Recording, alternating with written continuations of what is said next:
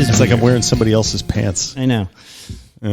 Even though this is my house, it still feels completely unnatural. I have to say, though, it's exactly kind of what I imagined I would want a studio to be like. You know, there's guitars on the floor. There's one of those rugs that looks really cool. There's a couple of leopard geckos and an unfinished snake tank. I like it. I'm still out of sorts. I don't know. I was hoping that, like, on this episode, I would just nail it. You know. Well, we haven't even started, so maybe you will. I'm projecting. It's like, dings and dangs, all kinds of things going on. All right. So it's. What are we calling the studio? I called it Castle Greyskull. Sure, great, fine. Actually, your house is Castle Greyskull, and we are nestled underneath. Yeah, we're in the dungeon of Castle Greyskull. This is the dungeon of Castle Greyskull. A lot of famous people were interviewed in this room in my old podcast. Josh Laff is in. Yeah. All right, let's get going. Okay. I'm stressing out. Okay.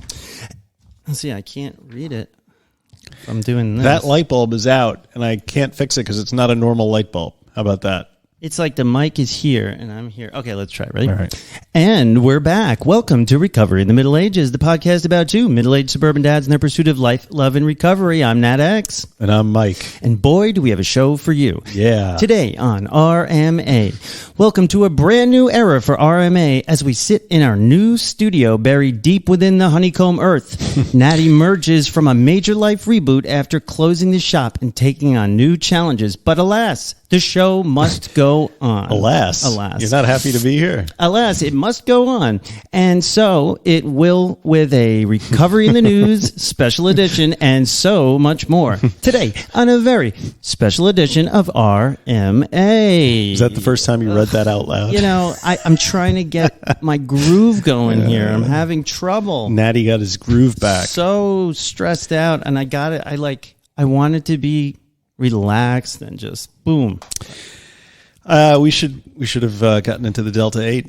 This episode brought to you by the Recovery in the Middle Ages Patreon. What is a Patreon? A Patreon is a members-only subscription service featuring Discord, private messaging, chat, and video meeting platform for all patrons.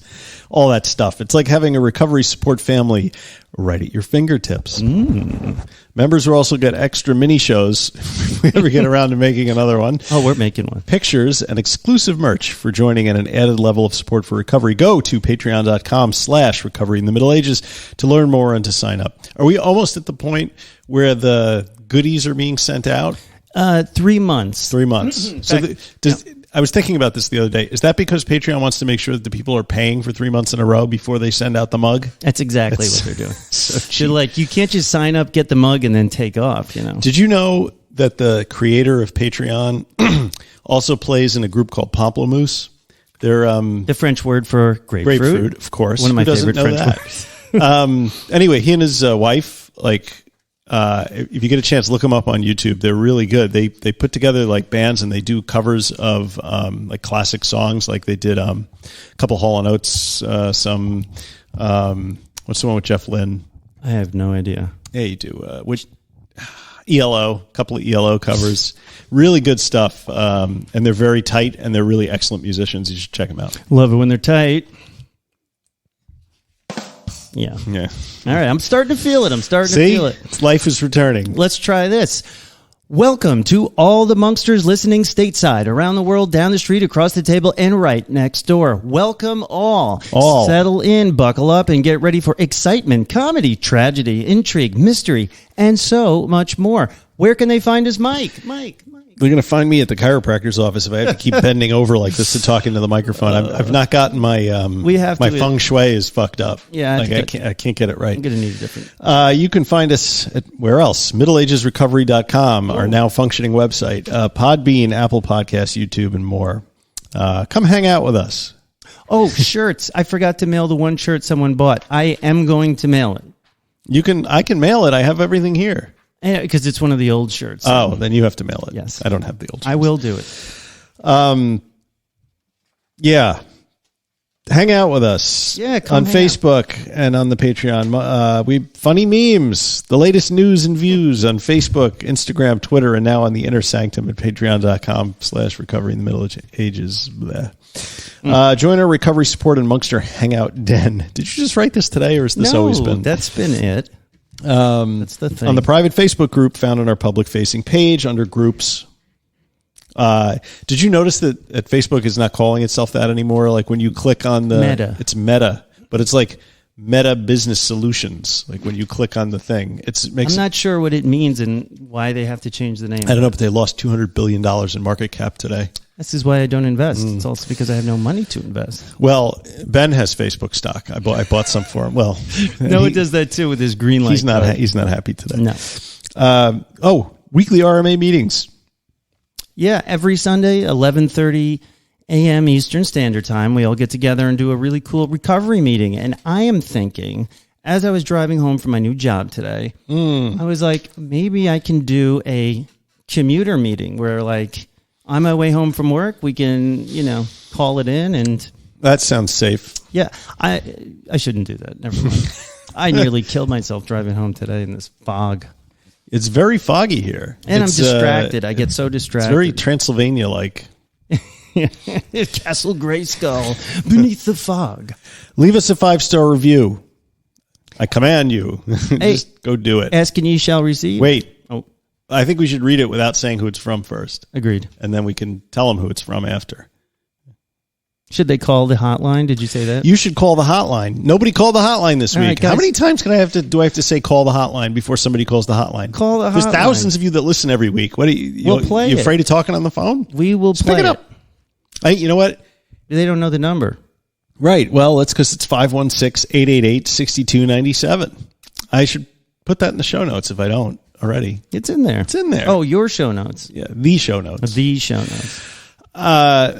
I would say it's because millennials don't like to talk on the phone, but I think most of our people like to be heard. They love to hear. Like plus for most me, of our people are older than that. I love to hear myself on the radio. So maybe I'll call it in. You already did. I did. So call us up, tell us what's up, and we will play it. We got 2 reviews. It looks like I forgot to. Oh no, I did put it on. You got it. 2 reviews. This guy, the first one or lady, Maggers NM. Gives a 5-star review, and the title is Recovery for Any Age. Mike and Annette share recovery with humor, insights, and experience. Worth a listen for anyone seeking a way forward without alcohol. Yeah. Thank you so much. I would say we're worth maybe a couple listens even. Yeah. Give us a listen. Almost 100. So this next guy writes, the title of his review is Great Multi-Perspective Recovery Banter. That's very astute, almost as if the person is a writer of some sort. I dig this show, especially when they have authors live in studio. Wink. Right. My fave is the banter about their personal family lives. That's why I listen. They are both so human and likable. I've never been called human and likable at the same time. Me neither. I've been called a lot of things. Human is not one of them. I am a 12-step guy 1,000%, but I learn from critiques and the various modalities too. I find myself rooting for these guys and the whole RMA community. It's a lovely and entertaining pod. Keep coming back. It works if you work it. So work it, you're worth it. Thank you so much. And who was it? That was our buddy Joseph Nouse. Joseph W. Nouse. Thank you so much. There's a Nouse in the house, and he's leaving reviews. There's a Nouse in the house, and he's leaving reviews. That's a 5-star right there. You see that? I still got it. I could still make it happen if I have to. So thank you so much, Joseph. I would love to get you back on the show, man, just to catch up. Yeah. One of these days.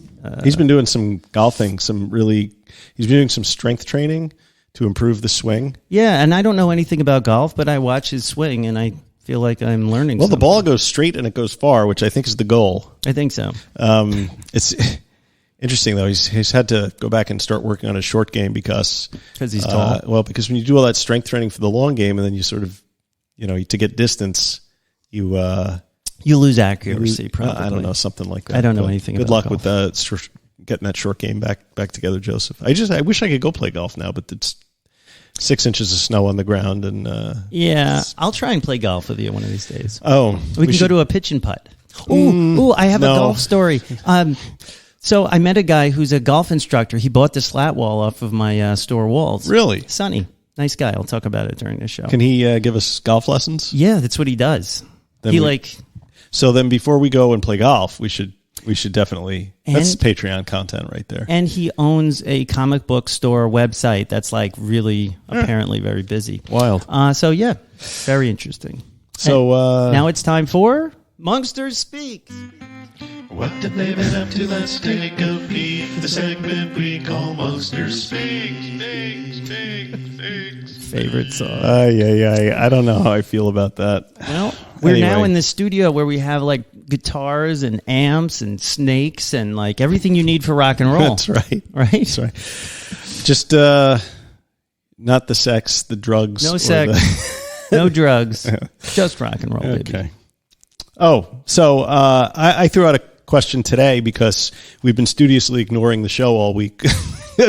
We've both been insanely busy this week. So I figured we should have something to talk about. So I put this up on the Facebook group a little while ago, a few hours ago. Hey guys, given the week that Nat has had with all the life changes and new beginnings, it got me thinking about how we handle major life events and or traumas. I'm not sure what you had this week. You make it sound like both, maybe. You make it sound like menopause. And still I am getting hot. I'm getting a hot flash. Yeah, I had to take off my sweatshirt. I'm feeling more comfortable. I just wanted to report that. Okay. I'm getting adjusted here. Anyway, It got me thinking about how we handle major life events and or traumas and still maintain our equilibrium. I knew I was going to not be able to say that word. And sobriety.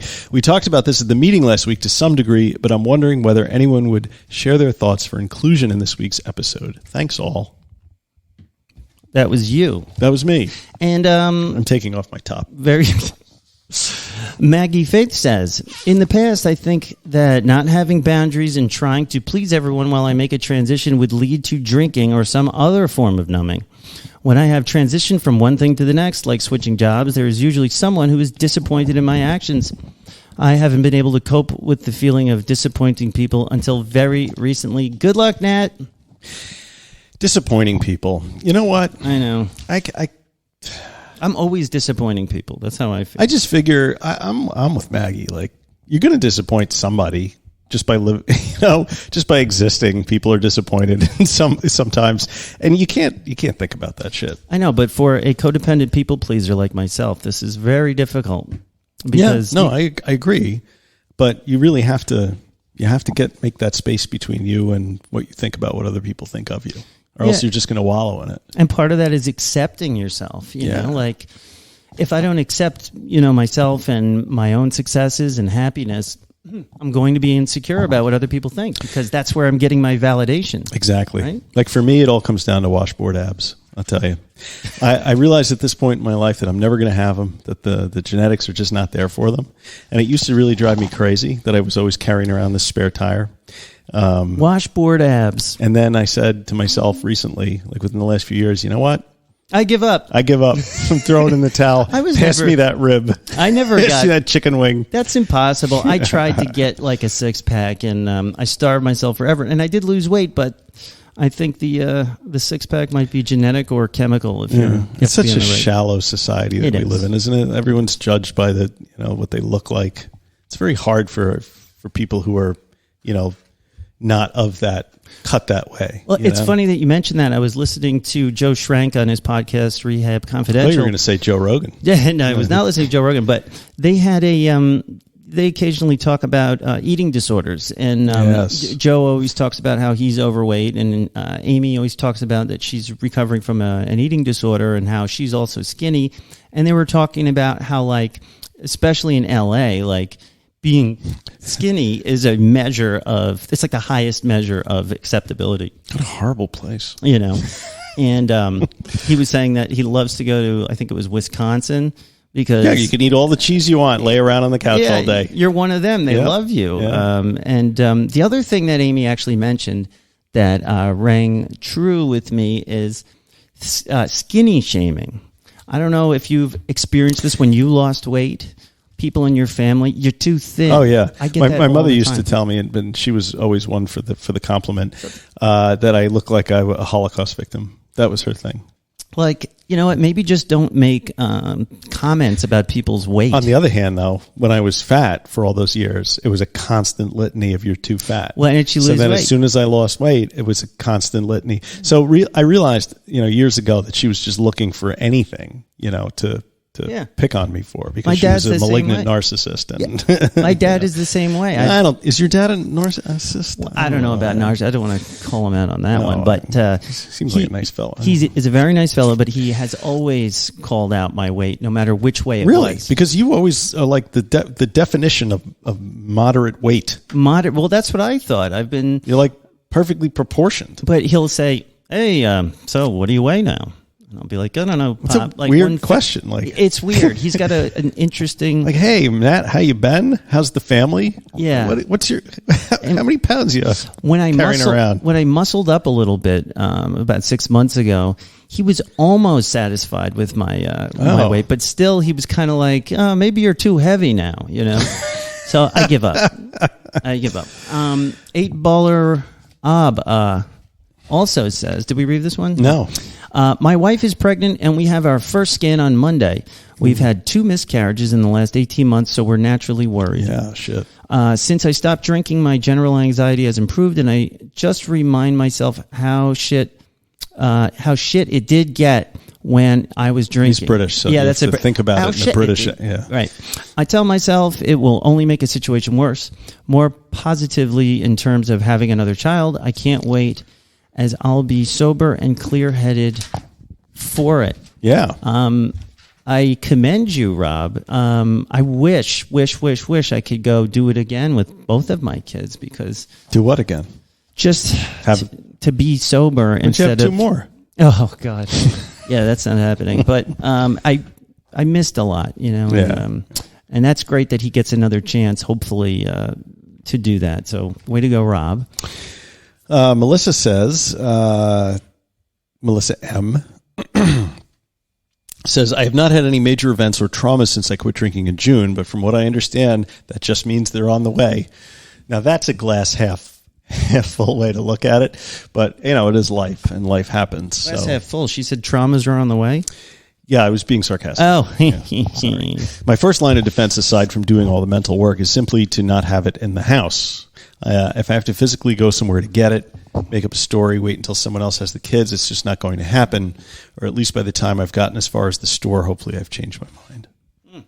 Yeah. Oh, we have a very special announcement from the Inner Sanctum. One of our Monksters, did we already say this? No. I am so out of it, guys. I apologize in advance for my brain not being working. But aside from that, we have a very special 1-year anniversary. It's Elizabeth from Boston is celebrating 1 year alcohol-free. Yeah. Is this Liz B from Patreon, or is this a different Liz? I'm pretty sure this is Liz B. She just announced it on Patreon. Yeah, from Boston. Yes. And man, you are such an inspiration.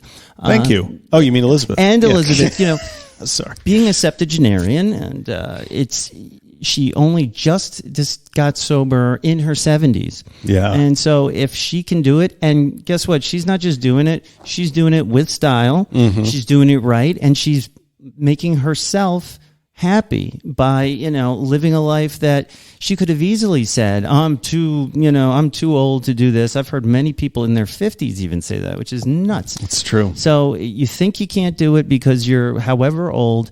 Look at Elizabeth from Boston. She is doing it and doing it well. So congratulations. Doing it well. Doing it. Yeah, congrats, Elizabeth. That's fantastic. Yep. I mean, I can't even imagine. I remember thinking when I quit, like a couple years ago at 50, whatever, that it was almost too late for me, which is absurd when you think about it. Yeah. It's just something you tell yourself to like keep kicking the can down the road. Right. It's like, it's literally never too late. Some people would say, I'm not going to live much longer. So my retort is, then why not live your life to the fullest if that's even true? Be happy. Just going back to Melissa's comment, like, I think it's great that that even though everything is going good right now, she's got her sights or her awareness on the fact that life is not always rainbows and unicorns, and that things can come around and knock you off center. And it's good if you have yourself in a space where, you're prepared for that. Yeah, that was one of those things that I began to realize, like, for so long, what did I say? It took me 9 or 10 years to get my first year, which I learned in Evan Haynes' book is actually average. And that was one of our dogs. And so I was fighting this battle. That's average, really? That's what Evan Haynes says in his book, according to research, whatever that research is, which there's a footnote. So I was fighting this one demon for so long. My goal is get clean, get sober. And that was the thing I was shooting for. And when I finally did it, I thought everything should just be hunky-dory fine. And what it really did was it allowed me to participate in normal life. Mm-hmm. And that comes with all kinds of things. You guys out there know that. Like, life happens. It's all about, being present. And if you're sober, or for myself, when I'm sober, I can enjoy the highs, the natural highs, and the fun a lot more than if I'm, tripping from, drink to drunk. Right. When everything is just a shade of gray and nothing makes you happy and everything makes you sad. So it's so important that we learn to use our recovery tools when things like that happen, because, I've been talking about this a lot just to people, about recovery, and it's all about the tools. Like, if the only tool you have to soothe yourself is I have a drink, or if the only thing you give yourself when you want to celebrate is I give myself a drink. Like, what we do or try to do is replace those soothing mechanisms with things that are actually, fun, helpful, and healthy. So that's a lot of recovery. It's not like your life is going to be perfect or easy. No, certainly not. Certainly not. In fact, Elizabeth J. also responded to my question, and so this is sort of germane to what we're talking about. Who's germane? One of the Jacksons. I'm not. Anyway, she says, I'm in the midst of one of life's high stress events, and this thought has been in front of my mind for me. We are attempting to buy a home in the craziest market we've seen in years. I've noticed that while my mind is clearer, my emotions are still so big and feel bottomless, for lack of a better word. I think I've made so many big decisions in the past, numb, and this one feels so big in comparison. I'm not through it all yet, so trying to take things one step at a time, but that's proving difficult too. So more muscle to build here. True. But again, that awareness that, that's huge, and that's one of the first things I started to get, before I was even lastingly sober. I became aware that, okay, this is one of those times, that I would use, or this is, a danger time. That's what I did with the pandemic. Once the pandemic hit, I got ready, and I was like, okay, this is when everybody's supposed to relapse. This is when this is it, all hands on deck, and I just threw down. It's like the Boy Scouts motto. Be prepared. We are nerds. The shit comes, and it comes fast, and it comes furious. Does it come hard? You started it, Jesus. You finished You're it. Okay. And you had one also. I did have one. Yeah. And the last one, there's two on here. Oh. And so this one was from, the Maggie. I read that one. Okay, Maggie F. Wait, and, yeah. Okay, and this one is, where is it? Okay, and this is from Hope DB. She says, I do better in the moment, whether it's a personal event or one at the hospital. It's afterwards when I spend too much time in my own head that in earlier days a trip to the package store would have been in order. I read that and I don't understand it. My brain is just like on autopilot. I think what she's saying is that she's more successfully coping with things now, and that before she would have gone to the package store and picked up booze to deal with it, but now she's not. Right, and that's great. Did I get that right? I think so, and thank you, Hope, for that, and my apologies for being so out of it here. But this is what this is all about, and Moving on to the life update. Hey, Nat, did anything happen this week in your life? Yes. And guys, I've been talking about this. I feel like I should stand up, I'm like... Just don't hit your head on the ceiling's low over here. I've been talking about this for weeks and weeks, and even before that, I've alluded to the fact that I knew that this my little sports store was not going to make it. Mm-hmm. I started it from scratch about 4 years ago. It was a crazy idea, and I'm thinking of it like a recovery job right now, because when I did start this thing, I was working as a paralegal after I lost my chief marketing officer job to go to rehab. And when I came out, I could have gone back, and instead I went to work in my parents' law office, which I've talked about, working as a paralegal. And during that time is when I hatched this plan. I just got this like lightning bolt, like I got to do this. The sports store would be perfect in our town.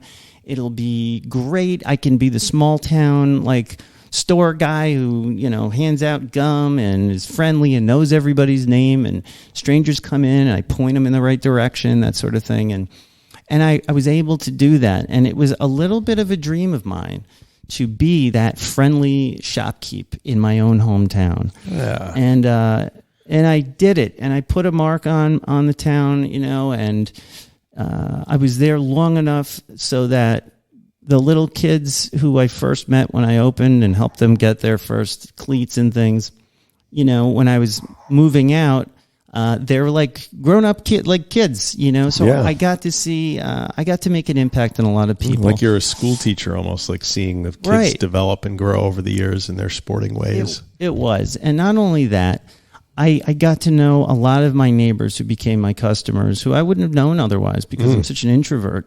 And I met a lot of great friends. Not only that, I got to help people because I had several customers who followed me there from my outpatient facility that I was at. And some guys would come in. There's John the Can Man, who now I've got to keep up with. And I basically became his recovery partner or his therapist even. And my good friend Bill, who we've got to get on the show, he used to come in and we would just talk, talk. Right. But the downside was it's because I didn't have enough business. And finally making this decision to close this thing was the hardest thing I've had to do in recovery. And I did it. And I was finally able to do it. But, man, this was not easy. So I don't even know where to start. It was just crazy. I guess I'll begin. Do you want to where would I even begin with this? Moving out was crazy. Well, the moving out day, I spoke to Danny the other day, and he said he came by. Scuba Danny. Yeah, when you were getting your stuff together, and he said you looked a little forlorn, like you really didn't know what to do with yourself, because there was a lot to do, and you seemed like you were a bit out of sorts. And he mentioned kind of nudging you in the direction of the U-Haul, but yeah. I'm trying to even remember. It's such a blur. Of course, I remember Danny coming, and thank God for that. It's just one of these things. Once I had the crazy going out of business sale, I was just getting tons of customers. Only how did that make you feel that people who came in who wouldn't come in and pay retail, but now that it's 60% off, they're they want to sit down and talk to you? That must have been difficult. No? It was difficult, and there was a lot. I had mixed emotions, mixed feelings is the best way to describe this, because I was very sad that this is the way it went. I'm sad for the world because little stores like this, and there's no other reason that this shop shouldn't succeed except for the fact that there's this pandemic, there's Amazon, and there's only one of me. And it's just not the world we live in to have a shop like that. And I could have sold tickets to see it like a museum. Well, and a lot of the businesses in our town struggle like yours struggled. People who make it here are it's I can't even understand it. Like you have a restaurant like Two Spring which the only reason they survive is because they charge like $100-something a head for a tasting menu or something. There's that, and the owners don't need to turn a profit, life or death every month. And that's the kind of store. And unfortunately for me, I didn't have the kind of money personally to just kind of like do the shop as something to do. So there's a lot of shops like that, like Steve Israel's bookstore, who is a former congressman, I think. Yeah. And so those stores. But he admitted to me straight up that he did not need to make a profit out of that business. But look, that's a beautiful thing that he's willing to do that with his money, and it adds a lot to the town. But I'm just not that guy. Right. And, I mean, you have to make a living here. I wanted this to be something that I could pass on to my children, and I've met so many great people. But you did an amazing job. I mean, you were the most personable person in this town. You'd walk in, there was always a smile, always you were always interested in people's lives. I mean, the town is a lot poorer for you not being around to do it. Yeah, and I'm a lot poorer. Actually, but I mean, you landed on your feet, right? Yeah, I did. And I don't know if I don't need to talk about this the whole show. There's just so much, but the good news is we made our podcast there. And we had a home there, and it was great. But that should give you guys an idea. If I was able to close our shop to record a podcast, like clearly there's not enough business. I met some great people, and one of the people I met got me a job. And so on top of everything else, and I moved this whole place. My wife helped me, and my son helped me. And, just moving things. But like at the end of 2 days when it was U-Haul time and we posted some pictures of the U-Haul where Mike was able to come and give me a lift. I was so shot by the end of that night. You were like The Walking Dead. I was bit of a zombie thing going on. Because guess what? The rest of my life still keeps going. Yeah. Even though I'm doing all this, on top of everything, I had this very exciting opportunity, this job. It started the next day. And so I had to get up and go do it. Why didn't you give yourself a cushion? I'm curious about that because they needed me like yesterday. Yeah. Because it's turning out that this company needs a manager, needs someone to step in and make it all better. Do you think that the fact that you just went back to back, and didn't give yourself any extra time in between during the transition, that that was a better approach for your sobriety? During the whole course of the closing and the final sales and the moving, did you ever consider drinking or using drugs? That's a great question. The answer is no. The only time I did think about it was when I realized I wasn't thinking about it, and I think I was talking to Dave from Dopey about it, and I said, the most amazing thing is that I haven't thought about using or drinking, except right now when I'm talking about not using or drinking, and maybe this is a defense mechanism where I just, like a shark, I have to keep moving or I will die. And I don't know. I'd like to think that my sobriety is in good enough shape that I could have taken a week, but the company was really in dire straits, management wise. They really needed somebody in there to help turn this thing around. And it's exciting because I used to be in positions like this, CEO, director of operations, vice president, all of that stuff. I have a resume full of jobs like that. And so in that sense, the store was a bit of a departure from that entire world. Mm-hmm. So getting back into it makes sense for me in a lot of ways. And it's exciting. It's a great opportunity, but back to back. And I'm tired, man. You should take a well-deserved weekend of rest. Or I should watch the kids while my wife goes to Atlantic City. Would that be better? How about that? Yeah. And I'm so glad she is got a great trip coming. Every year she goes to a trip with her buddies from high school, and I think it's great for her. No, that is good. And timing is whatever it is. You can't control these things sometimes. But I think it speaks volumes, Nat, that you are at the point in your sobriety now where under all the pressure you were under all the stress, with all the other stuff going on, with the feelings that you have about ending the business and starting another job, like it didn't occur to you that the answer to any of your troubles was to pick up a drink or use drugs. I mean, that's amazing. Yeah. Think of the Nat of 5 years ago. I would have gone straight for it. It would have been the first thing. It would have been my excuse. It would have been what I would think about. Right. And yeah. So what do you attribute that to? Is it all the work we do with the podcast? Is it just there's enough distance from the last time? Is it that you've done some internal work, that you've started to understand the coping mechanisms I think that you were using? For me, and this isn't for everybody, but for me, I have been able to completely reprogram myself to not view using or drinking as a reward. That's right. But like, I wanted to do that for my a while. brain doesn't even subconscious, like you can tell yourself forever, Right. I don't want this, I don't need this. But until I got to a point where even my subconscious isn't craving a drink to relax, it isn't craving, to get high, like, And that's your spiritual awakening, right. right? It doesn't even occur to me. Everything is different. Your entire way that you deal with stress and problems has changed.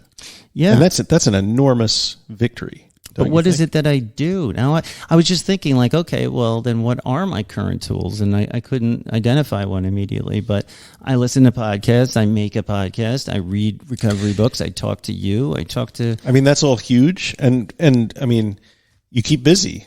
That's one of your tools, Certainly. You can't keep that up ad infinitum. Right. Right. But eventually, when things settle down at the new job, you can think about where to slot in your physical activity, where to slot in your meditative activity.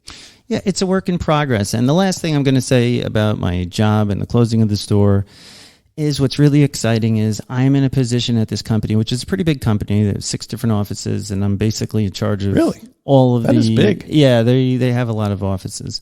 I'm in the main office, but this gives me an opportunity to really talk to people and be that kind of, nice person that listens, who's in charge, but I'm a human being. That's why they were calling it human resources. But now that I've started, now they have a real human in there. It's putting a human face on management.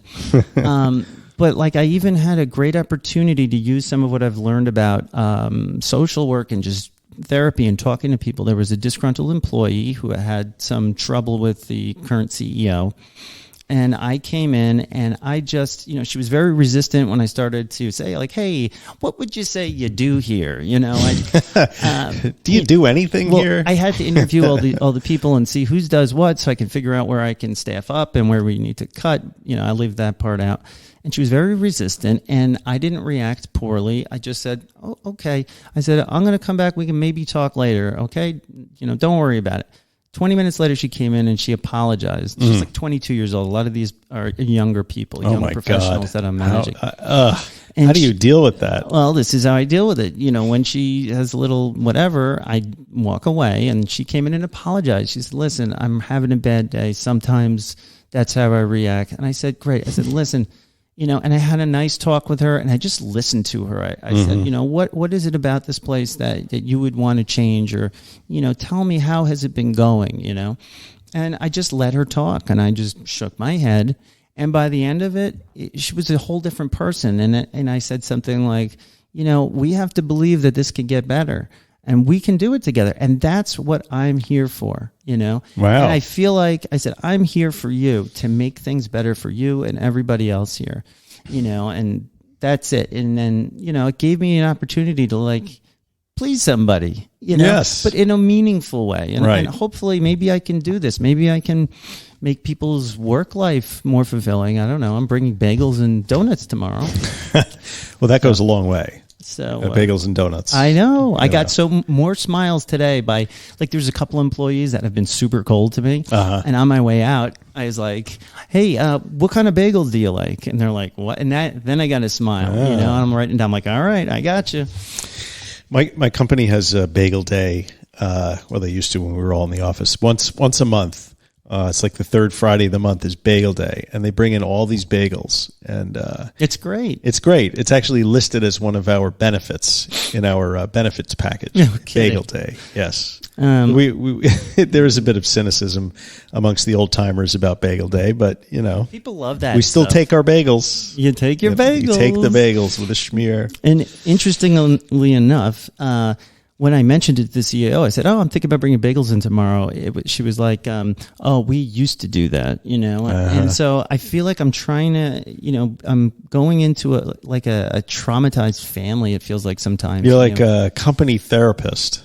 Yeah, a little bit, but I also have to perform. So, right. But very exciting. And everybody, thank you for all of the well-wishing and the support. I know I haven't been as responsive on social media, but that will change. You're entitled to your chill out time, to your transition time. Chillax. Don't worry about it, man. Chillax. You got to be chill.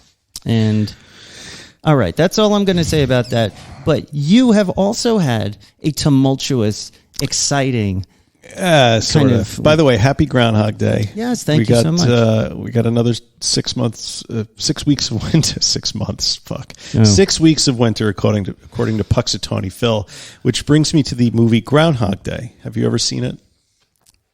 I have. Bill Murray. Bill Murray's a genius, and they completely coined this term out of nowhere. Andy McDowell. It amazed me that they just from that movie, people say Groundhog's Day, and it means over and over again. It occurred to me that while watching it last night is my annual tradition. You do that? Aaron and I watch it on Groundhog Day, and that it is actually a Buddhist allegory. Did you know this? No. Well, think about it. A cynical, self-absorbed egomaniac comes to a town that he loathes. Mm-hmm. Right? And the town is sort of like a stand-in for the world. Okay. Every night he goes to sleep, which symbolizes death. Every day he awakens again with a brand new chance to do everything again, sort of like the concept of the Buddhist rebirth, after birth after birth.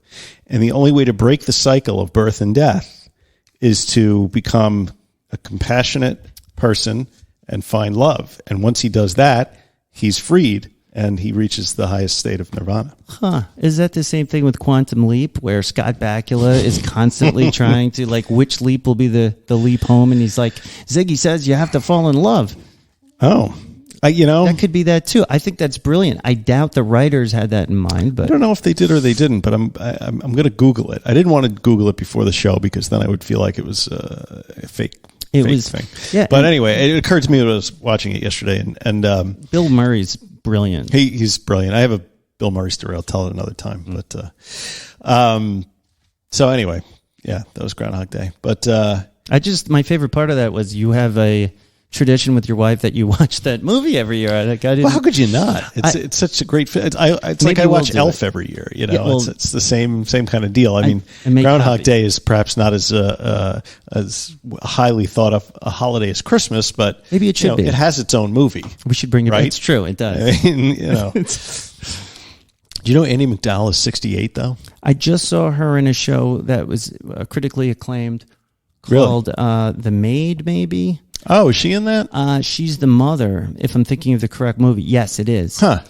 Because she doesn't dye her hair. She's got, silver hair, but it's Andy McDowell. Wow. And she's beautiful. I was looking at her last night thinking, man, I don't remember like in the 80s thinking, wow, Andy McDowell's so hot. I like the silver hair. I think it looks great on women. Yeah. Don't dye your hair, ladies. Yeah, Nat says don't dye your hair. Don't do it. My mom never did. What did I do this week? I set a boundary at work. You did? I did. Boundaries are so important. They are important. How did you do it? I'll tell you. Okay. I was asked, I got a weird request from my boss to go to this conference in Florida and do a presentation. And I'm already going to 2 other places for work in the month of March. And this would have been the 3rd. And it's a few days after we come back from our own trip to Florida. And I got on the phone with him and he was explaining what it entailed. And I was very hesitant. And I said, listen, give me a day. I want to think about this. Right.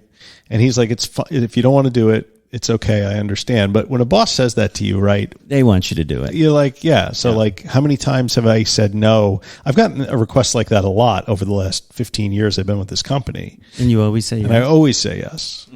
This time I sent him an email because I'm chicken shit, but, and I said no. And I said, I'm already going somewhere twice. I haven't traveled in 2 years. I don't want to be away from home 3 weeks in a row. And he came back with, it's perfectly fine. No worries. And he's sincere. I mean, I've known this guy my entire career, he ended up telling me a day later that it was actually a much more involved thing than even he knew, because our CEO was going to be there. All these people were going to be there. Wow. It was like 1,000 people I'd be speaking to. So he was cool about it. He was cool about it. And in fact, I think he was relieved that I said no, because otherwise I would have had to vet this thing through 6 layers of management. I would have had to go to the office and perform it in front of people before I could do it. So I saved myself a lot of anxiety, and I saved him a lot of anxiety by saying no. And he probably respects you more. Yeah. I mean, we have a very good relationship. It's more like a friend relationship than a boss employee relationship. But I had never really done that before. I tend to, if someone asks me to do something at work, I just say yes, or I don't even say anything. I just do it. I know. And then I just present them with the results. And that's why I do very well in my company. But if the last 2.5 years of my sobriety has taught me anything, it's that trying to please other people all the time is a surefire recipe for disaster. Well, that's what I'm doing, and it sucks. Yes, it sucks. So I'm trying to do it less. And I have to work on that, and it's so great that and that's progress. Maybe you didn't used to do that, and now you do. It feels like progress to me, and I feel much better about it. I've also noticed, like, when I speak to people from work, like, I'm not nervous anymore. Like, I used to get very nervous, especially like right after I quit drinking, because I felt like almost like the personality that I had that I was showing to the work people was, it was completely inauthentic, but now, you take away the alcohol, and after a few months, your real self starts to reemerge and reassert itself, and you become more confident in your abilities. And absolutely. So I feel like I could have gone down there and I could have given the presentation. It would have been a much better presentation than the ones I had given before, when I was either half hungover or nervous, or, still half in the bag from the night before. But, it's just, I don't know. I just feel much more solid lately. I don't know how to describe it. Well, the longer you get, and it's not just the sobriety, I think, and because I'm going through this too. Sobriety's part of it. It's doing what we're doing. Yeah. Also, it's all of the talking that you've been doing with people about recovery, reaching out. Like, we're both becoming more, feeling more confident about our own stories, our own personalities. Yeah. And part of that is just talking to more people about things that matter to you. And the more authentic you are, and then you say things, or you express yourself authentically, and you see that you're not only being accepted about your views and who you are, it makes you want to do it more. Yes. And then when it doesn't work out, you're not as crushed as you used to be. Well, yeah. And going back to like the conversation we had last week, it's like my inner critic has stopped telling me what an asshole I am and started telling me what a goofball I am. Just to borrow something from Paul Churchill, what he put in his book. He said he knew he was making progress in his recovery when his inner critic voice stopped calling him a fucking asshole and started calling him a knucklehead. Absolutely. I love bringing it back to last week. Were we talking about that last week? We were. And yeah, that's so cool. And last week, if you guys don't remember, it was really awesome. We had our first, the big 3 with SLP. I meant to mention that at the beginning. Oh yeah. And, Grant was great. Yeah, it was I really can't wait cool for him to do it again. I promised to do a better job, like lining up the volumes and stuff like that. That was my fault, not Grant's. Well, we had technical difficulties. Things, yeah. So that's true. The inner critic, and we had a great discussion about that. Not only did you have to move everything, you had to do it in the middle of a fucking blizzard. the aftermath of a blizzard, and it was like 10 degrees outside. I don't know how I neglected to mention that, but if you guys can imagine how difficult this was for me to do to begin with, emotionally, physically, everything. We got hit with the blizzard of, the century. Well, that's an exaggeration, but my last Saturday. Century's not that old. That's true. My last Saturday was supposed to be my big blowout sale. Right. I was home, which I enjoyed being home, but So we got 18 inches of snow. 18 inches. So I had to open. I mean, it would have opened Sunday anyway, but I had to miss the RMA meeting, and I just was selling and selling and selling. And on top of that, there's slat wall on the walls of my store, which is, if you don't know what that is, you can Google it. It's basically screwed onto the walls and it holds up hooks. And so I had a gentleman named Sonny who came in, and he was like a customer, and he's like, "You want to get rid of that?" And I said, "Yeah, man, it's a lot." So he was in there taking it down. Oh, he took it down too? And I helped him, so I was helping him take it down while customers were coming in. And so what a mess. Here I am, oh, so sorry you're closing. Is this 60% off, And it was just such an emotionally destroying, and physically, and then on top of it, we have this snowstorm. So when I had to move and drive this U-Haul, I have a famously horrible driving record. And so I'm driving this U-Haul in, newly plowed streets and things like that. It was just another layer of pain. And I was saying, if this isn't a message from the big man upstairs, I don't know what is. When we were driving to return the truck, I sort of accidentally blew a couple lights, and you were behind me in the truck, and I watched you sail right through the red lights in the intersection. You noticed that? Yeah, and I was like, oh shit, I hope we, the last thing we need now is to get pulled over or something. But anyway, I'm glad that didn't happen. I'm glad I wasn't sure you noticed that, but yeah, I blew a couple. I figure I'm in a U-Haul. If I hit one of those red light cameras, I think it'll catch up to you 6 months from now. It'll be my car. I'm holding the mic stand now. I got to find a good setup here for me. I'm not sure. You could take the mic out of the thing if it's too heavy. We don't like to hold the mic because you can hear the hand sound. I mean, you do it, but that's... You can't really hear my hand sounds. It's good for you, but for me... Some of us are professionals. Yes, is that what you're trying to say? I've always been told never to handle the mic you're talking into. But it's probably just stupid. I'm handling the mic. Handle it. So that was very exciting. Oh, one thing I did want to mention, I got a message from Sergeant Slaughter, everyone's favorite. I'm afraid to say what he does for a living because I feel like, do we all know that he's a cop? Just leave it at that. Right, yeah, because last time I said something. In any case, he's kind of been in and out of recovery. I've known him since I'm 3 years old. And funnily enough, which is an expression I'm hearing from British people lately, I ran into him. We don't have that expression in America? Funnily is not a word. Funnily enough. Not a word. But it's an expression from across the pond. And I've only heard it in the last month. It's coming up. And I'm like, what is that? Because I notice things. I could swear I've been hearing that expression for years. Funnily enough. Very good. Something like that. I don't know, man. That's funnily enough. Right, Mike R. at middleagesrecovery.com. What one was that? That's funny. It's funny. So he's back on the wagon. So what does that mean? He's got 3 days sober today, he says. And he's going to, Sergeant Slaughter, we salute you. Keep it up. He's going to Zoom meetings. He's listening to the show. And this show. This show. I don't like to give him too much shit about sobriety because... that's nice. It's probably not... It's not taken well for me because you shouldn't give anybody shit about it. No, not shit, but anything I say about it, it's like he doesn't want to... That's because you have a history.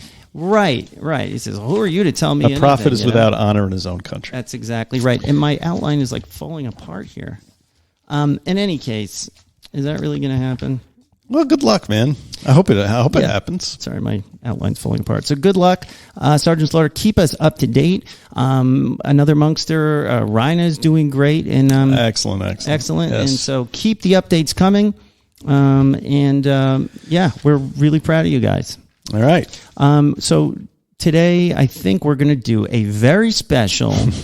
Because it's very special because Mike did most of the legwork this week because I was unable to. And it wasn't that much.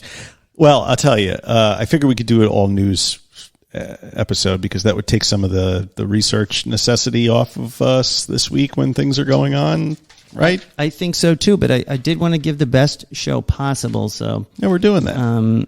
It's the best show possible under the circumstances. Right. So would you like to start the main topic after these words?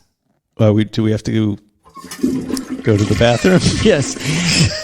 We'll be right back after these words with Recovery in the News Spectacular. That's a long toilet flush. You got to fix that toilet. You know, I paid for that. Did you? I did.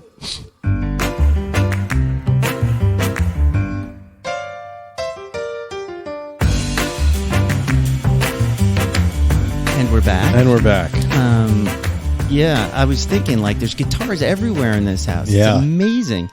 And I was thinking, like, if we can get me on a night where all of this extra shit isn't driving me nuts at home and all, like, I thought I would be so relaxed. And now I have all this, there's like a leak in my house, and my wife is stressed out because she's going on a trip, and I don't know. I don't think I've ever seen you relaxed. Is that true?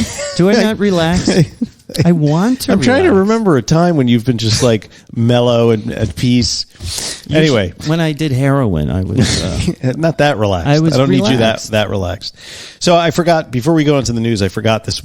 Like I created a situation for myself today. And I'm not quite sure how to get out of it. So maybe you can help me. So I don't know. I told you about the guy.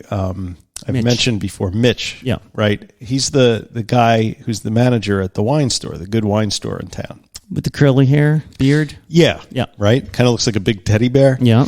So I was buying some groceries at the grocery store next door. Where have you been? Well, and it occurs to me that you and I are going to see that show next Friday night. Remember? Right. Yep. Okay. So, but I know that he likes like that kind of music, really? You know. So I stick my head and I go, "Hey, Mitch, you know, Martin Barr is playing next week and such." And he goes, "Oh, that's interesting. I thought he was playing out in Patchogue." I'm like, "No, it's definitely down this place." And he kind of got the impression that I was asking him to go with me. The liquor store manager. I was thinking that too, though. When you were saying that, I was imagining that you were inviting. But I just wanted to like tell him, because we tell each other occasionally. Like, I haven't talked to this guy in like 2 years, and then recently I started sticking my head in there. And I don't know why I never mentioned this to you, but I started sticking my head in the liquor store talking to Mitch about bands, because that's what we always talked about. And he got a terrible case of COVID early on in the pandemic. Oh, yeah. And I think he might have quit drinking. I had this weird vibe off of him. Interesting. Yeah. But so now I'm like, so he's like, okay, well, if you want to go, let me know. And so I go to the car and I'm like, fuck. I'm like, well, I can just like not stick my head in there for the next, week or so, and then just say, I forgot, whatever. Then he texts me. Oh, no. Because he has my text, because we went to see King Crimson together a long time. So you're friends with this guy. You've been to a concert together. Yeah, that's how, that was just a random thing. But,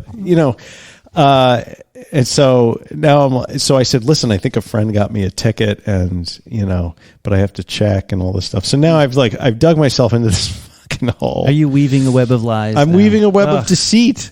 But here's what, what may end up happening is I'm going to say that you got me a ticket. So I can meet him there if he wants to hang out. But then you have to pretend that you were the one that got the tickets. Yep. This is the guy from the wine store that I used to buy all my wine from. I don't know. Shit. I shouldn't have stuck my head in there today. I'm going to recommend that you do not go and weave a bunch of big lies like this. I mean, of course, little lies. I will cover for you if need be. How's that? Thank you. But I recommend just doing the passive aggressive thing and avoiding him. Yeah, but I did that for 2 years when I stopped buying wine. I was in there literally every day, and then I just disappeared. Tell him your wife says you're not allowed to hang out with them. That won't work because she goes in there. That's where she buys wine occasionally. So anyway, I'd love to hear from the Monksters on this one. Should Mike weave a web of lies to get out of hanging out with his old liquor store prog rock buddy, or should he just be honest and avoid him? Is that honesty or is that avoidance? I don't know. No, I have no good exit. there's no exit strategy that makes me look like a hero here. Like Mike R at middleagesrecovery.com and tell him what to do. Okay. So this is recovery. So just to be clear, it's a little weird tonight. Are we doing it that way? I think we should just be like, this is recovery in the news. And yeah. All right.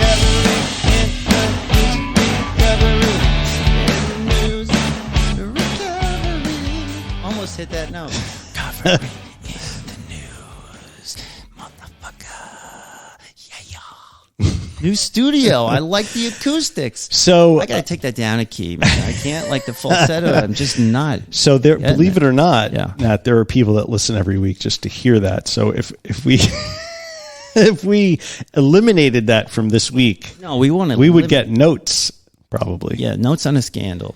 Right. So, Anyway, I thought that was Grant's News. music. What did I do? You hit Grant's music. No, what did I do? Yeah. Oh, I thought that wasn't going to be Grant's music because it's ridiculous. I like Grant's. Yes, it's very like 80s news flash. Right.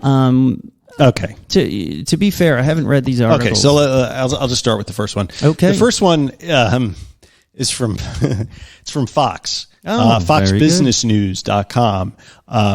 And the headline is Dry January hurting bars and alcohol retailers? Business execs chime in. Now, let me just say that this is the classic example of a reporter having an agenda and deciding that the headline is going to be the story. And then he goes out and tries to find facts to support an entirely unsupportable hypothesis. I see. Now, it's Fox News, so I'm not entirely surprised. But if you start looking at this article, everything the guy cites and support is actually saying the opposite, right?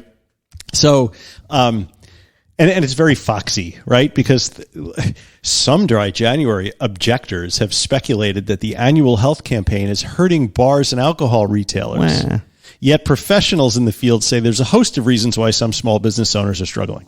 So in the very first sentence of the article, he basically undercuts his own conclusion from the headline, saying it's really not Dry January that's hurting alcohol sales. Well, is this an opinion piece or is he just reporting? Maybe he needs to cover all sides of it or something. It is Fox, though, so probably not. The 31-day abstinence movement may not have helped the alcohol industry, especially when a Morning Consult market research report says Dry January has grown in popularity from 13% of American adults practicing it in 2021 to a projected 19% for 2022. First off, how do you get that figure? 13% of American adults are participating in Dry January? That's like that's like millions and millions of people. Yeah, that doesn't sound accurate. And 19%. So 1 out of 5 Americans who has previously been drinking has decided to eschew alcohol for the month of January. 1 out of 5. It's good news. I mean, if it's true. It's bullshit. Well, I have to say, though, during this Dry January, we talked about this on the show. I'm seeing it everywhere. It is Rachel everywhere. Ray. It was this one and that one. And I saw more than one coverage. That's not a word. More than one show was covering here's some great mocktails. Like they were doing a bunch of stuff. So maybe maybe it is 1 in 5. It's a lot of people. I don't know. So anyway, the COVID-19 pandemic and seasonal trends are larger factors that are likely responsible for declining alcohol sales. You think? Actually, no. Didn't there should be higher alcohol sales because of COVID? Isn't that what happened? I missed something. It's an extremely nonsensical article, but I do like that they interviewed Pat Light, who is the founder and president of the Light Restaurant Group, which includes the Green Rock Bar and I don't know if you've ever been there, but I have. Really? McSwiggan's Pub in Hoboken, New Jersey. They told Fox Business that January hasn't been the best month for bars prior and amid pandemic. So it does sort of make sense that people who spend the Christmas holidays getting shit-faced decide to sort of pull back in January? Well, January in general for business is a slow month. I mean, every business I've ever owned or worked for, plan unless it's some January specific thing. Well, they cite New Year's health resolutions, people slowing their spending after the holidays. Yeah. and now ongoing concerns related to the pandemic. And then they do a very Foxian thing. Like the biggest issue facing bars and restaurants right now is COVID-19 restrictions. We've seen a large uptick in people coming across the Hudson River to Hoboken because New Jersey does not require proof of vaccinations. So I don't know. January, there's a stat in here that really sort of put my eyebrows up. He said something like, oh yeah, here it is. A media representative for Restaurant 365, which is an industry group, told Fox that liquor sales at restaurants across the country are down an average of 143% from December to January. Well, maybe this is a reaction to all of it, but that's like the normal amount that they're down. They're normally down that much? Mm-hmm. Interesting. And, yeah, I mean, I heard that everybody was drinking more during the pandemic. Not only that, they added, and thank God this wasn't a thing when I was really drinking, when I was active, and I lost my my license. Mm-hmm. I would have given anything to be able to order liquor on Uber Eats. Yeah, right. And you can do that now. I know. People will bring booze to your house. It's sort of like a drug delivery service. It's exactly what it is. I walked to the supermarket one time from my house, which is not close. Uphill both ways. And 5 miles. And one time I actually... How did I get an Uber driver to go grab me a 6-pack? I did it though because I was trapped at home. I don't have a car, any way to go anywhere, and I ordered an Uber, but I wasn't going anywhere. And I just kind of messaged her, "Could you please stop and pick up a 6-pack at 7-Eleven?" And she actually did it this one time. Right. But now, when you order Uber Eats, it gives you like a little alert. Oh, do you want them to get something at 7-Eleven? Yes. So all of that stuff. Thank God it would have made it much worse. Yeah, they say January is typically the quieter month after a hectic December. Right. So I just took exception to the fact that there's this headline plastered up on Fox Business News that's essentially blaming Dry January for a decrease in alcohol sales, as if Dry January is some threat to the mom and pop bar owners. Yeah. But then like. That's fucked up. It is, right? But then in the body of the story, they give no evidence to support that. And in fact, copious amounts of evidence to support the exact opposite conclusion. Yeah, they're very. So what's up with that? Well, it's an agenda that they have. Why is this? Is there an agenda to subvert Dry January? I don't understand. Well, the reason I think is because they're always pretending at Fox News to be like the champion of small business and anti-regulation and anti-people. But this is a consumer choice issue. Well, no. Let me spin it to you like a foxy. Okay. Here's how because my brother's a foxy, and he would say. Really, what this is, Dry January is perpetrated by the media. Because think about it. Remember when I said all of those shows, Rachel, whoever else, that's the media. So because of this media push, it's coming from the far left, of course, because the media, unless it's Fox, is the far left. And they're trying to destroy small business. They're trying to take away your choice. They want government to... that's very well done. That's what they say, right? I mean, that is the line of logic. And so here's another opportunity for them to castigate the media as this thing in the sky that's so scary and evil. We can debate the legitimacy of the media, for hours, but I don't see. They're against small business, and that's what Dry January is. Instead of going like, maybe it's great, that nobody's drinking. Maybe the liquor business isn't something we ought to be trying to protect so hard. Yeah, why aren't we supporting that? Because Fox certainly comes out hard against like the pharmaceutical industry, and they come out hard against a bunch of other industries like. Well, look at their advertisers. Yeah, who advertises on Fox? Well, I mean, but booze. Pabst Blue Ribbon, perhaps? I mean, booze... Moonshine? Booze companies advertise on CNN just as much as they advertise on Fox. Well, CNN's no saint either, but, I mean, what do they say? See, if we were really good, we would have a comparison article from CNN. We're not that good. No, I think that's an editorial decision. That they're looking for media I like how they weave in the whole pandemic restrictions. It's like they're hitting all the... Right. The high points. That's the other side. That's the problem is it's like, I don't care if you're a conservative you identify as a conservative or a liberal or whatever, I mean, there should be no argument that drinking less alcohol is a positive step in the right direction for your health. I don't care what side of the political spectrum you're on. Let me devil's advocate you for a second.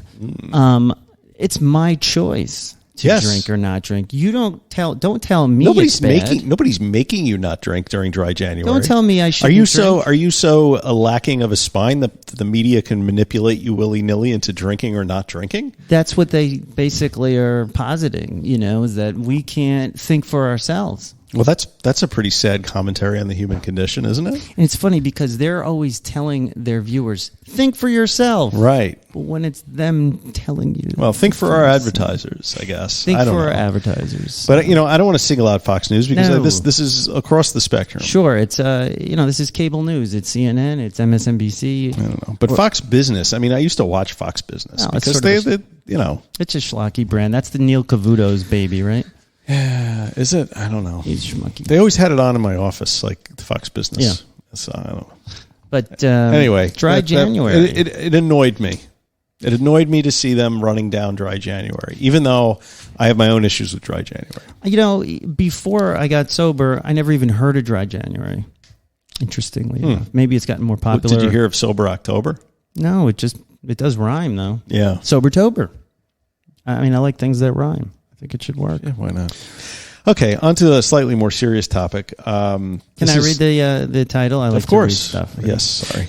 Fewer women are seeking addiction treatment in Massachusetts as use and overdoses increase. Does Mass, with a period, does that mean Massachusetts? It does. Okay, because I just sort it's of not assumed like Catholic Mass. Despite the latest statistics showing an increase in opioid use and overdoses among women in Massachusetts, the number of women seeking addiction treatment has dropped dramatically. While the pandemic presented challenges to accessing treatment because of staffing and concerns about congregate settings, state officials are looking at other factors that may be behind the drop. Meanwhile, there are signs that lower demand is changing some programs, especially those specifically for women. That is the beginning of the article. Now, the article sort of piqued my interest because it didn't hit me at first like why women would be seeking treatment less than men. And then as I read on, I realized that women have some unique challenges when it comes to addiction treatment, and the stigma for women is greater than that for men, especially women who have children.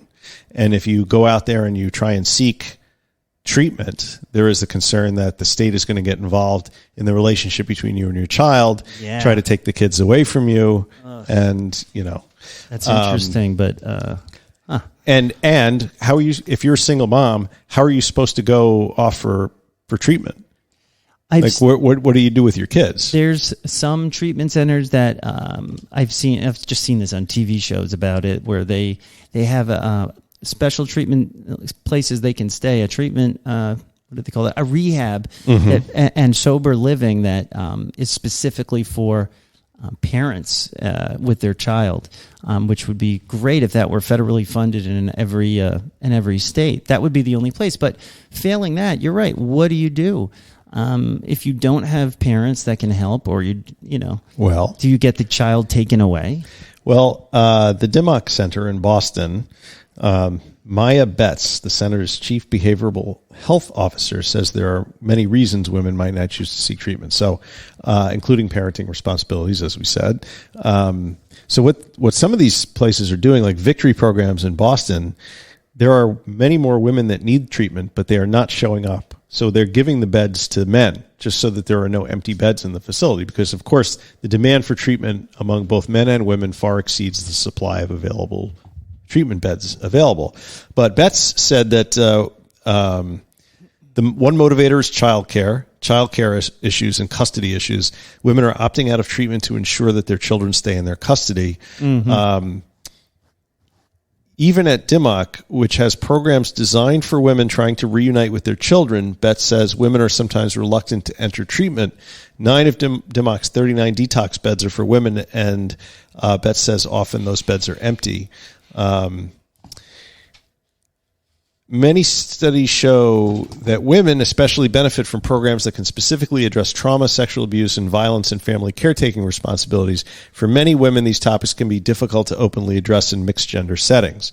So that's another barrier to treatment, right? Women may not feel comfortable sitting in a meeting full of men talking about sexual trauma, right? Well, yeah, there's lots of unique needs. So gender-specific treatment can be very helpful to people's recovery. And it's important. And if you guys out there like me have been in the rooms and different rehabs, you would know that they are very strict at any rehab I've ever been to about even talking to a female. I got even written up, and I was married at the time. And honey, if you're listening, I was not flirting with this random rehab girl, but I was just, me. I'm friendly with everyone. I love women, and I, just like anybody, like people. So that went against, my natural state of being to avoid women, But because I talked to this one girl, I said like good morning or something, and I was just being friendly. I got written up. You're a predator. So, that's what they're trying to protect against. But and in AA, they always have, not always, but you see, like, this is a women's only meeting. Dopey Zoom does that. Well, they'll have women's and men's only because, and there are things men want to talk about because men are disgusting. Right. Women maybe don't want to hear because, let's say they're coming from a background where they've been abused sexually or otherwise. Right. They really don't want to hear some, one of us go on and on about our conquests or something along those lines. But if you look at the structure of a lot of these treatment programs, many of them were created decades ago by men principally who had alcohol problems. And so they don't actually match the needs. That's right. For women or women with children or someone who's experienced homelessness or trauma or has been sexually trafficked. So, I think... Well, that's where Al-Anon came from, actually. Do you know about this? I know all about Al-Anon.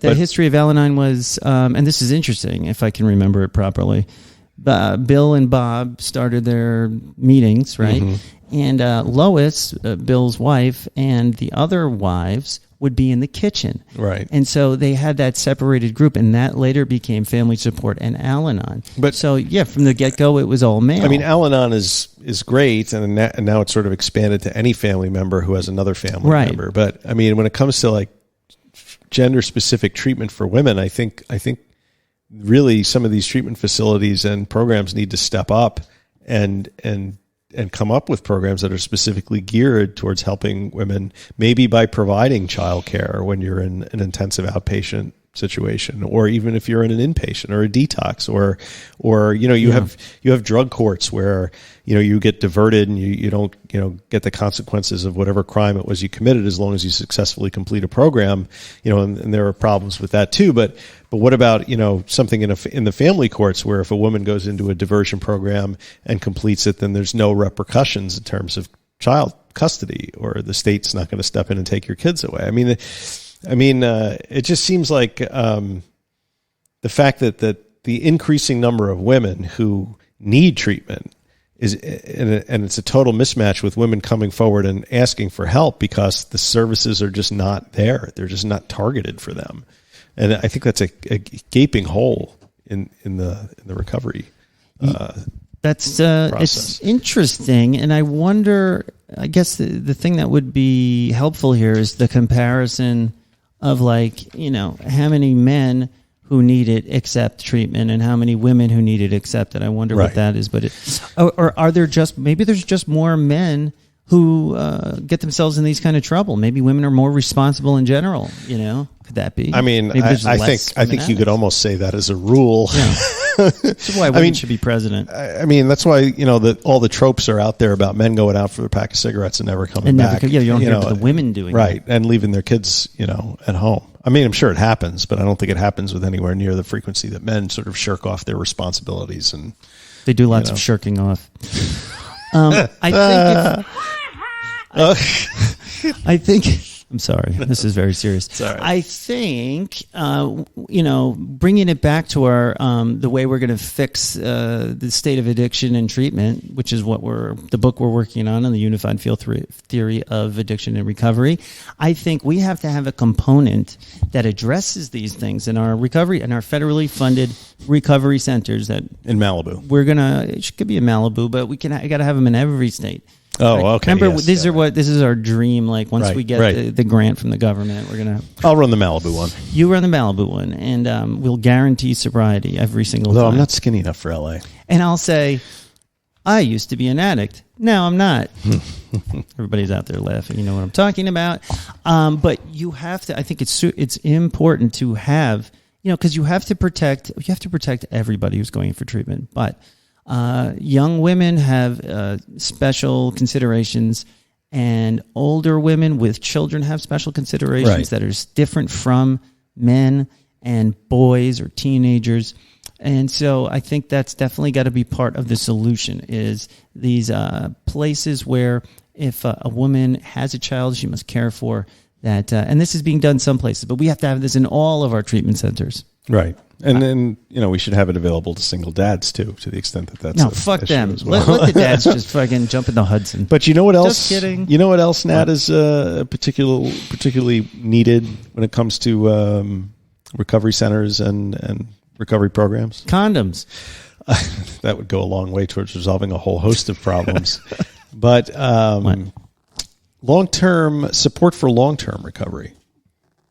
Yeah, 100%. Are you reading this in the Evans book too? No, in fact, an article that came out on 13abc.com. They're from Toledo, Ohio. Mm-hmm. Oh, is that the next? That was your segue? It is. That's my segue. I like it. Of course, we know the number of drug overdose deaths continues to climb to record levels, despite the fact that more treatment options and facilities are available. Mm-hmm. Wow, 70% of the drug overdose deaths last year were men. That's interesting. Those in addiction treatment say there is a missing link in the chain of treatment that needs to be filled. And Team Recovery out of Toledo, Ohio is getting ready to open a program to do just that. It's a long-term sobriety treatment approach that just may help. Matt Bell is the CEO of Team Recovery, and he says, we're going to start to look at every component of someone's life and make sure that all of these pieces are getting better. Good idea.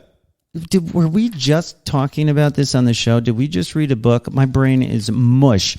I must, guys, I listen to so many different podcasts, read so many. I'm starting to get confused as to where I'm getting my information. We may have mentioned something like this before, but this kind of jumped out at me.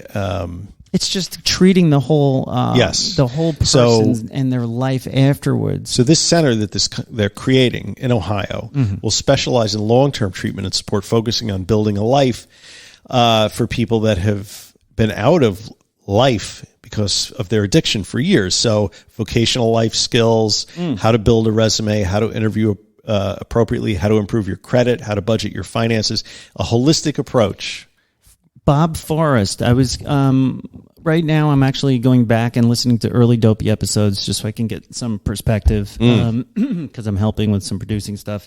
And I got up to the Bob Forrest, his first episode, and that's exactly what he was talking about. Because who's Bob Forrest? Maybe the listeners would benefit from a bit of a background sketch on Bob Forrest. Right. Bob Forrest was the lead singer of a band called Thelonious Monster. He famously drove Red Hot Chili Peppers tour bus and was on tour with them and is good friends with them, and then was a really bad heroin addict, amongst other things. And then he, got sober, and he was driving the druggy buggy, which when you go to inpatient treatment, the druggy buggy is the van that they take people to outside meetings in it. And he was the driver for Pasadena Center for Recovery. So Joseph Naus. Yes. He also drove Joseph Naus, and he's a partner with Evan Haynes, whose book we keep talking about because we'll never finish eventually reading we will finish it. And Dr. Drew Pinsky, famous for Celebrity Rehab. And on this first interview on Dopey with Bob Forrest, he was talking about that very thing. I think this is what I was thinking about. And he was saying, we're going to blow up the whole rehab industry. Like, they're not treating the person. Like, think of any other disease where like you would go for your treatment and they say, have a nice day, and never follow up with you, which was also the anonymous people we were talking about. Yes. And so, well, the cancer, like we were talking, I think last week, cancer people who that was an anonymous people, right? When you complete a course of cancer treatment, there's all this post-treatment support available to you in order to put your life back together. It doesn't cost more. It's like, we'll see you in 3 months. We'll see you in 6 months. And there's nothing like that. Now, I have to say, in all honesty, when I was first being sold, and that's not the right way to put it. One of the times I failed out of at my outpatient, the Tempo group, which I hated those people. They were pushing. They were like, you need a higher level of care. And if any of you out there have ever failed in outpatient, that's the code word for we're going to make some money sending you to our favorite. I see. Inpatient. And because they didn't give me any options. They said, look, you're pissed dirty again. They had this big meeting with me and my parents and my wife and the therapists. And I'm sitting there and they're saying, he needs a higher level of care. We've picked out this place called Copac, which was in Mississippi. And I said, oh, that's interesting. Because I was interested in getting recovery. You know, I knew I fucked up, but I'm like, I'm not ready to give up yet. I want to do something about it. And I said, tell me more about this Copac. And they said, well, it's in Mississippi. And I'm like, that's a problem, but I can stand 28 days. And they said, it's not 28 days. I go, 90 days is a bit much, but I guess I'll do it because I want to get better. Right. And he said, not 90 days. It's 6 to 12 months. And I said, really? And I had 2 small children, still do, but at the time I had 2 smaller children. Right. And I'm sitting there, and my dad looks at me because he's a reasonable chap, and he's wary of people who are hoodwinking other. Yeah. You know, he was like, "This is interesting," and I said, "Wait, so what is this thing?" And it's a whole like a town based around recovery where you do the intensive part, which is like typical 28-day program type stuff, and then they move you into like housing, that's like a halfway house. That's part of their program. Right. You get a job in the town. You interact with it. And that goes on, and they lower you to different levels until you're working in the community in your own apartment. That sounds like almost like a Synanon kind of thing. Well, but that was the only thing. And when I said, this is interesting too, I was like, I can't do that. I said, I want to get recovered. I want to be in recovery. I want to go to rehab, but I can't leave my family for Mississippi for an entire year for this. Yeah. The treating therapist, who is my group leader, stood up and says, you don't want this bad enough. I'm done. Really? I walked out of the meeting. Fuck you, Marty. You're an asshole. Yeah, seriously. That was Marty. He's a fucking asshole. He sucked. And I hate him so much. And I don't He hate was probably people. getting a kickback from this place. Well, when I said, I think there's a few other places that maybe I could go to. I've done my own research. I like the looks of this. I like the looks of this one. They're local. They said, well, that's just you doing your own recovery. That's your will. And where did your will get you last time? We're telling you this is where you should go, and you're telling us trying to control your own recovery. Watch your wallet, man. And, that sounds like such bullshit. My dad was like, we're going to go. Thank you. And they kicked me under there, and I had to find another. Wow. Because keep in mind, I had to complete an outpatient thing. Right. In order to get my driver's license back and come off of probation. So they got you by the balls, basically. Balls. You know, it would have been great if I could just stay sober, but listen, I was suffering. Right. Suffering. So I think a place like that, the place in Mississippi, sounds like it's just a clip joint. Right, that they're milking you for whatever money they can get out of your insurance company or out of you just to pay, and at the same time they're having you do work in a company town that they probably have contracts out to somebody else. That was Synanon, just that same story. Exactly. But is it possible, because that sounds like the what you were just talking about, like a holistic thing. But no, I think I think it's a little different, because you can structure a recovery program that doesn't involve 6 months away from your family, or as the guy says in the interview, they can stay here for as long as they need to. That might take 5 years for one person. It might take 6 months for the next person. So I guess it depends on what sort of recovery is actually being given there. I mean, if it really is a comprehensive program that allows you to develop your life skills, well, great. But if it's just like something like a program that you were being railroaded into. Well, and now you got me all like, well, shit, maybe it's a big con. Well, it sounds that way, and another aside to that story is at Tempo Group where I was going, there was a gentleman in group with me who had done the Copac program, gone through the whole thing, come back, and he was, in the meeting again because they would keep you in their treatment forever. And he sang the praises of it. He would say, "It saved my life. It saved my marriage." Stockholm Syndrome? I got this sense that he was a little bit spaced out, but that could have just been his personality and all the drugs he did. And so, I don't know, man. I couldn't imagine, being away from my young children for that long. My oldest son, still brings up my business trip that I went on. And I was telling the therapist at the time, I can't go away for 28 days. I've got, my son needs me. So and there needs to be a practical approach to recovery also, because it would be one thing if going away for a month or 2 months, if there was some statistical evidence that it actually benefited you in long-term recovery. But the fact is that evidence does not exist.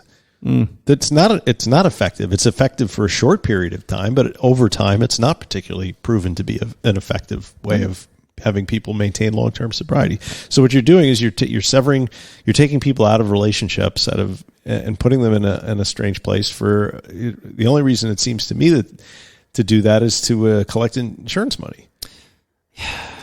I don't know, man. Like, I've been getting a little down thinking about how. I don't know what the answer is. Like, I've had people come up to me recently and talk to me about, like, what do I do? How do I get sober? And I've found myself not knowing what to say because I've studied so many different modalities now. Maybe this is the downside to studying everything. And I've seen how it goes wrong and where it goes wrong.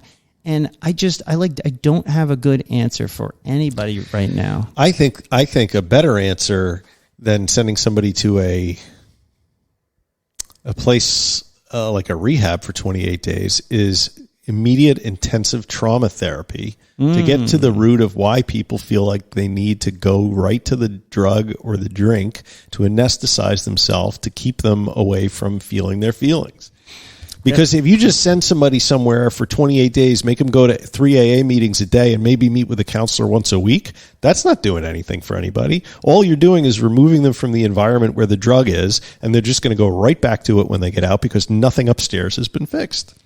So, this reminds me, I told you guys about a friend of mine who will remain nameless a bunch of months ago where he was 5150'd. I don't know if you remember this. It was a close friend of mine. And it was a friend of a friend, actually, a boyfriend of a friend. And I advised her on, from afar, because I didn't want to be too close to it because I wasn't feeling like safe. Do you know what I mean? Yeah. And but he got 5150'd, which means psych hold, against your will type of thing in a hospital. And then he stayed for the hospital detox. He was addicted to alcohol more than anything. So it was very important that he stayed in the hospital.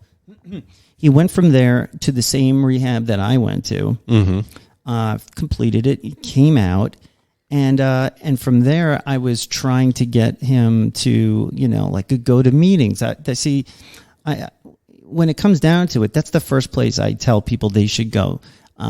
With all of the problems that we talk about with AA and all of that, it is still the most ubiquitous, instant group of caring people who understand what you're going through that is out there. And in any case, I sent him in that direction, and it didn't take. And he had another bout in the hospital. Yeah, because he's still with himself. Yeah, well, yeah. But now he's back out again, and he's been doing great. But he hasn't been able to find, he's not comfortable going to AA meetings. He doesn't like it. And I think, he's like dipping and dabbing a little bit, but, very moderate, and he's not happy with that. And I don't know what to tell him, I've always said that, harm reduction is great. I always talk about harm reduction and heroin and other drugs, but I've always had this thing inside where, alcohol is a no matter what. But I don't know, maybe I'm wrong there too. Is there an alcohol harm reduction model where, you take a little bit of, your beverage of choice every day? I mean, that's kind of what he's doing. I think no. I'm hearing about this from afar. I did not, ask him to do this, but I've just learned that this is kind of what's going on top of going to therapy, and he's trying things. But why not try like Sinclair or something like that instead of that? I mean, I'm going to talk to him about it. I've been keeping a distance because I don't know. I felt like I shouldn't overstep. And I do care about him, and he's a really great guy. And I know he is seeing a doctor about it and working through and a therapist. And so I'm hoping, that this doctor will be able to, and it is trauma. Mm-hmm. There is trauma there. So I don't know. Like, I don't even have an answer. This is just things that happened, and I don't know what to do with it. I don't know what to say is the right thing. Well, for that guy. We're not experts in addiction medicine or anything else. And I think the very fact that nobody in the medical community really has a handle on what addiction is means it's very difficult to treat it. I mean, I have some ideas, and I think that unless you want to be perpetually in a state of desiring to check out of your own head, you have to deal with what's inside there. You can stop drinking, and you can just constantly be in a state of deprivation from drinking.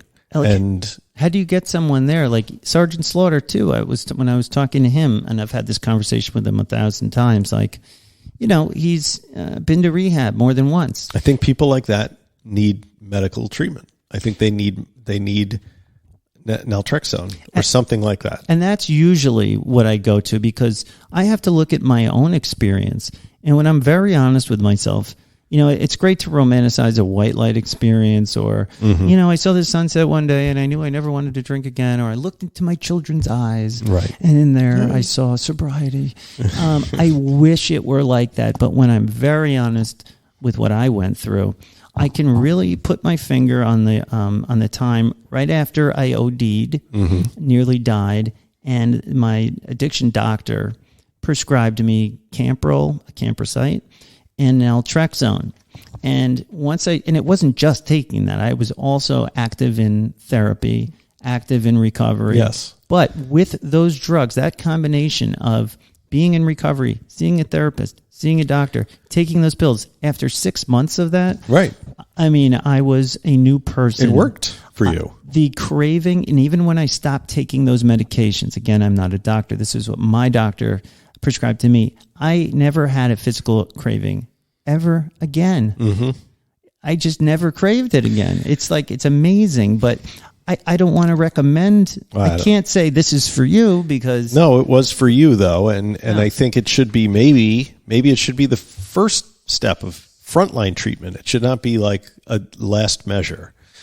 Yeah, I mean, basically what I'm saying is I don't know, and it makes me feel helpless that I can't. The one thing I do know is that anybody I talk to who is in trouble or in a bad way with addiction, the one thing that always makes it better is me listening to that person. Oh, yeah. And me telling that person you're not alone, and you can mess. Like, that is where, magic happens. It doesn't solve it, but sometimes people just need to know that someone cares about them. If people feel like they're being heard, they're also much more likely to be receptive to without shooting down the things there's like, of course, if they have feelings, that's their feelings. You can't tell them their feelings are wrong. No, feelings aren't facts, as they say, and you are not your feelings either. Good discussion. Yeah. All right, one quick little don't we have another one? We do. Let's read another one. You want to do another one? No. You want to do it? Yeah. Okay, because this one it just blew my mind. Is this bill to decriminalize? Yes. Okay. Bill to decriminalize fentanyl test strips goes to Governor Evers in Wisconsin. Legislation that would decriminalize fentanyl test strips is on its way to Governor Tony Evers' desk. Quote, even if we save one life from this bill passing and the governor signing it, that's a victory in our state, says Rep. Jesse James of Altoona. I love that name. On January 25th, both the Wisconsin State Senate and Assembly passed a bill that would decriminalize the test strips. Fentanyl is used for pain management in hospitals. but when used without quality control, it can be lethal. Quality control. What is... Safe supply. Okay. Rep. James, author of Assembly Bill 619, said fentanyl test strips can be a life-saving tool, but they're still illegal in Wisconsin because they're considered drug paraphernalia, and possessing them could mean being charged with a felony. Full stop. Yeah. What the fuck? What the fuck? These things are illegal because they're considered drug paraphernalia, and you can be charged with a felony? I don't understand this. I just heard somebody on a podcast, can't remember who, they were talking about this with a guest, and this particular guest was a harm reduction advocate who has his own, like Tracy Helton, and they were discussing this very thing and how crazy it is, because they in the needle vans and things where they do needle exchanges. Yeah, of course they're also giving out fentanyl test strips, but he noted that. By me having these test strips in our facility, I could be charged with a federal crime. I mean, what is wrong with this country? Yeah, I don't. You know what is completely absent from this story? What? Any indication on whether the governor is likely to sign the legislation or not? Why do you think they're not saying that? That's interesting. James said he's gone through 24 years of sobriety himself, so he hopes this bill helps illicit drug addicts modify their behavior and bring about the prevention of harm reduction. Quote, if we can have our users do the safety precautions in testing the substance that they're going to take first, hopefully they'll either use less of the substance or they will not use it at all. The bill has had bipartisan support since it was proposed. James estimates it will go before the governor in 2 weeks, who has the final say in officially decriminalizing the possession of fentanyl test strips in the state. I have a lot to say about this, but it's getting very late, and I just can't believe that this is 2022. We have 100,000 opioid overdose deaths a year in this country. Yeah, and people are being prosecuted for fentanyl test strips. It doesn't make sense. I think there was this similar problem with Narcan, if I'm not mistaken, but these things are starting to change. And we can sit around all day and debate why are these crazy laws out there, but at the end of the day, we just need to change it. The why is people are dumb, they're misinformed, and they're running the country. Period. Well, it certainly seems like the Wisconsin legislature has done their job. The question is whether the governor is going to do it. Yeah. Yeah, I don't know. I don't know. And that is Recovery in the News Spectacular extended version. Yeah. All right. Why not? Are we starting to come to the end of this very lengthy road today? I think we are, and live from Castle Greyskull. That's the new. I don't think I said that. This is Castle Greyskull, and now it's time for Week in Weird. Fisherman chased by monstrous mystery creature with glowing eyes. By who? Tim Bernal. A chilling piece of footage captured by a fisherman in Brazil shows his boat being pursued by a rather sizable mystery creature sporting an ominous set of glowing eyes. The eerie scene reportedly unfolded earlier this month in the waters off the coast of the country's southernmost state, Rio Grande do Sul. In the video, which we will provide in the show notes link. You always say that, but we never provide it. I'm waiting for one complaint. The fisherman's boat can be seen cruising away from the city skyline at night when suddenly a large dark form with glowing eyes emerges from the water and gives chase to the vessel. Oh my. Over the course of the next several seconds, the aquatic beast pursues the boat, bobbing up and down in the water and getting perilously close on a few occasions. Posting the video online, the witness simply captioned the footage, quote, "wanted to attack me," without any indication of what the menacing monster might have been. While some viewers have suggested that the creature was simply a harmless seal, the fisherman managed to keep the animal at bay and apparently never discovered what was chasing him. With that in mind, what's your theory? It was a harmless seal. No, I think it's a sea monster. And any animal at night, when you shine a light at them, the eyes will glow. And if it's Bigfoot, I think there's a red eye shine. Oh. I think it's so. Do we have a sea Bigfoot? I don't know. What would that be called even? Leviathan? Oh, Sea Bigfoot might be... that's what they call the whale. Sea Bigfoot. The Loch Ness Monster is the equivalent, lore-wise. Except there's only one Loch Ness Monster, but they think that's a plesiosaur. I have sat in this very chair, well, not in this very chair, but in a similar chair, and listened to you read me stories about mermaids in the past. Yes. So maybe it was a mermaid. It could have been a mermaid. It could have been a murderous mermaid. A murderous mermaid on the move. And that is This Week in Weird. Are we done? Well, that about does it for today. I know I had a great time. Did you? Fucking ducky, man. It was great. Thank you so much for listening. Visit us at middleagesrecovery.com, Podbean, Apple Podcasts, Facebook, Instagram, Spotify, YouTube, and Twitter. So tweet us at TwatUTwit. Support your favorite show. Please drop us a 5-star review on iTunes. Be like Joseph Nouse. Yeah, do what Nouse does. The Nouse is in the house, and you should be too. Spotify also has reviews. Please. Yeah, we're keeping our podcast on Spotify, just in case you guys were worried. Yes, we're not making any kind of statements. Buy a T-shirt. There's really great T-shirts on our website. You just go to middleagesrecovery.com. They're actually right upstairs. They're not only on our website. They're in my living room, directly above our head. And I've got some of the older ones. Simply write and say hello. We love meeting new Monksters and chopping it up on the Facebook group. Join us on the Inner Sanctum, patreon.com/recovery in the Middle Ages. We have video episodes on there. We have a soon Discord. To have another one. We're making another one. We're talking to the Monksters on there a lot. We also chopping it up. We hang out on the Facebook private group. Please come over there and check it out, please. And finally, the best way to help the show is to share it with a friend. If you get something out of our little show, please share the love and help grow the RMA movement. S'il vous plaît. And from all of us here at Castle Greyskull Studios, au revoir. As we say, non proficiat perfectum. That's progress, not perfection. See you next time. Be good. Bonsoir. Ça va? Kalinita. Buenas noches. Hasta la vista, baby.